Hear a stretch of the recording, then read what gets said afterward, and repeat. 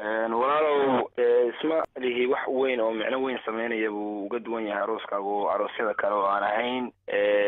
arrinta qabsatay baraha bulshada oo dadkoo dhan ay ku hayaan waxa weeye nin oo jacayl dartiis dadka qaarba si bay uga falcelinayaan laakiin dadka inta xumaanta iyo warxumo tashiilka u safiratay ma fiirina laakiin dadka badankood ay la yaaban yihiin nin Soomaali ah oo haddana waxa weeye reer mudug ah oo ooyay ama qof uu jecel yahay oo ooyay waa la isdacayday waxa la yiraahdaa reer mudugu waa dad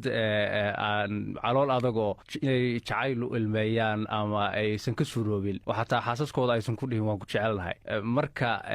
dadka sidaas aaminsan fikirka noocaasa maxaad oran lahayd والله ولا واحد إذا بدك واحد هيستعن فكرة خلدان قف بني آدم أنا بقلبي ولا هي قف البنا معلم بويا أما وحوي فرح له ويا أما مروجو لو أنا وحسدي كلام مروجو دي فرح قف كوح وهنت كوقرح بدن تعي نقف مرة فرح سنة هاي هدي ديني الله في السنة دي قف دين تي مروجو دي وحوين لجو ويا مقرح بدن لكن فرح ده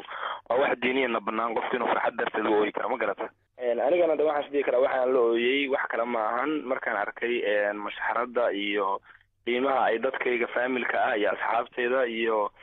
dadkii waxa weeye meeshii aan ku dhiganay arooska quruxda badan ka soo qayb galay say waxay ugu qaban qaabiyeen markaan arkay darteed baa ilmo iga timid inaan hantay qofka aan jeclayn oo dunida ku lahaa iyo inaan dareemay inaan qofna wax iga hakran sidii aan ku noqon lahaa qoys jira oo jooga hadda dabcan waa aqal gashay himiladaadii waa gaartay sidee dareemaysaa adiga iyo hadda xaaskaagu wallahi alxamdulilah ilaahay ma had iskale wax culays iyo wax ma aragtay dhiba midna ma dareemino aniga iyo waxa weeye xaaskayga labaduba qof walba oo caqli saliim leh oo waxa weeye caqligiisu ku filan yahay dareemi karaa si fiican oo hufan qofku fikir waa dareemi karaa oo intaas waxay ka turjumayso inay saxmaana ka turjumayn marka aad baan farxad u dareeminaa reer mudugana waxaa la yidhahdaa waa dad aad u qalbi adag laakiin anu waxaan soron karaa reer muduga inaysan wax cilada iyo wax ceeba ku lahayn jacaylka ayna yihiin dadka Soomaalida ugu furfuran oo ugu waxa weeye bashaasan ma garata dadka aan dabcan kala soo qayb galin xafladaada iyo farxadaada sida annagoo kale goormaad ugu yeeri doontaa xalwada waxa weeye cidii xalwada la gaarsiin karo meeshan deganay lagu gaarsiin karo waa fiirana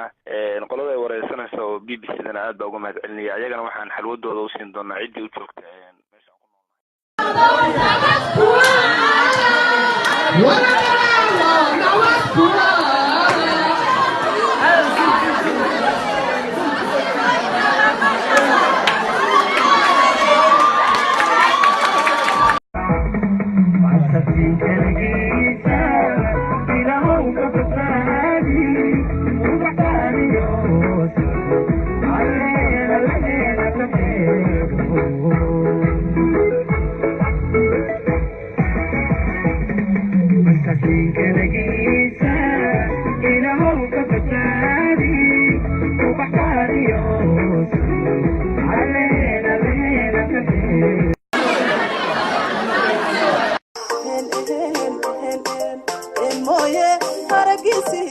قراري أما كابي وأنا صحابي